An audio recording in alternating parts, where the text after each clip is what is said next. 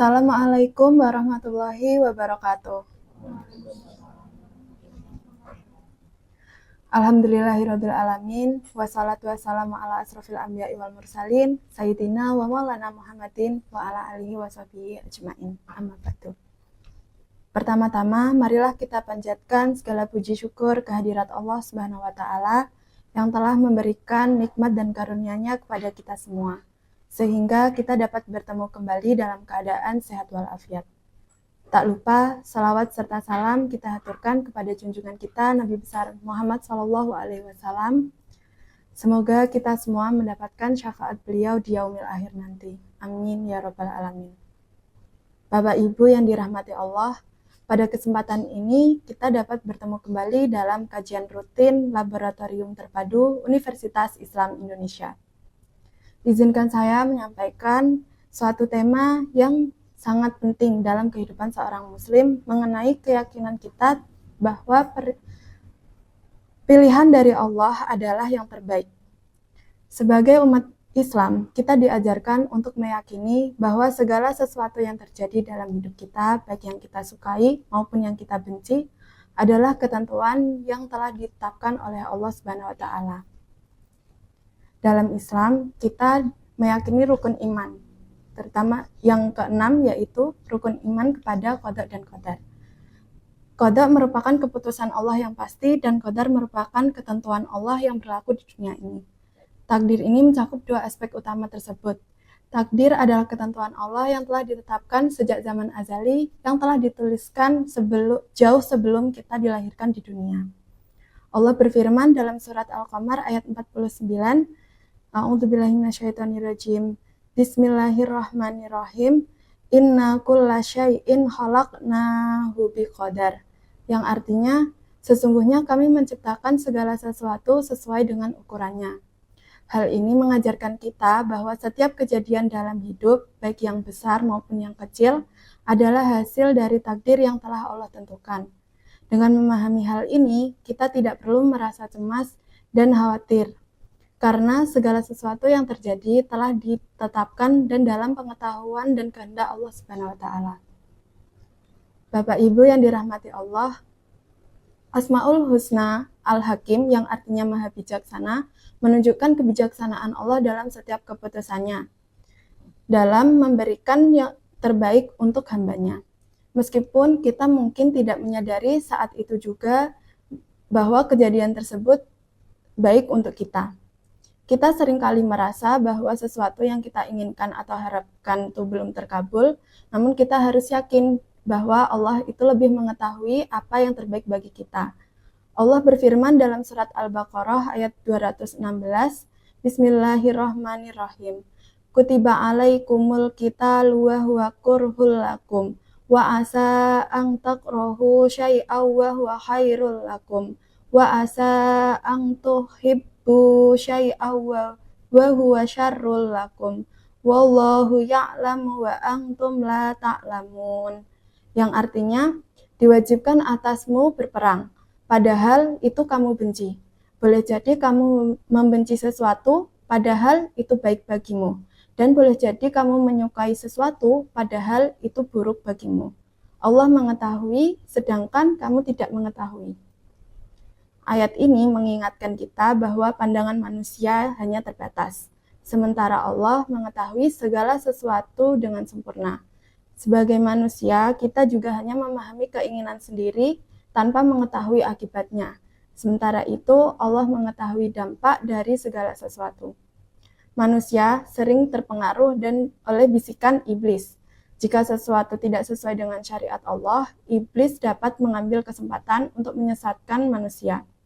Suatu saat, Abdullah bin Mas'ud radhiyallahu anhu berkisah, Rasulullah Shallallahu alaihi wasallam membuat sebuah garis lurus bagi kami, lalu bersabda, "Ini adalah jalan Allah." Kemudian beliau membuat garis lain pada sisi kiri dan kanan garis tersebut, lalu bersabda, "Ini adalah jalan-jalan yang banyak, di mana pada setiap jalan ada setan yang mengajak ke jalan tersebut." Kemudian beliau membaca dalam surat Al-An'am ayat 153 yang artinya, dan bahwa yang kami perintahkan ini adalah jalanku yang lurus.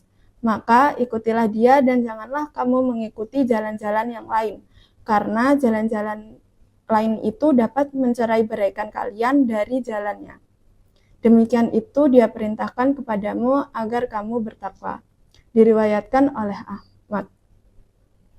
Oleh karena itu, hanya ada satu jalan setan yang tidak bisa bermain di sana, yaitu jalan yang diajarkan oleh Allah Subhanahu wa Ta'ala kepada Rasul-Nya, jalan yang lurus yang selalu kita minta.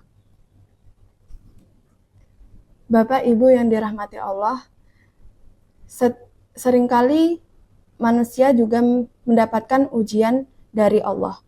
Ujian atau musibah yang menimpa kita bisa jadi menjadi salah satu pintu masuk hidayah. Banyak orang yang mendapat hidayah saat berada dalam keadaan sulit. Mereka yang awalnya jauh dari Allah menjadi dekat dengannya. Hal ini menunjukkan bahwa musibah dunia yang membawa seorang kepada kebaikan hakiki, yaitu rahmat dari Allah Subhanahu wa Ta'ala. Dalam kehidupan ini, kita tidak akan terhindar dari ujian atau musibah. Namun, sebagai seorang Muslim, kita harus meyakini bahwa setiap ujian dari Allah yang diberikan kepada kita adalah caranya untuk menguji keimanan kita serta untuk memberikan kita kesempatan menjadi yang lebih baik.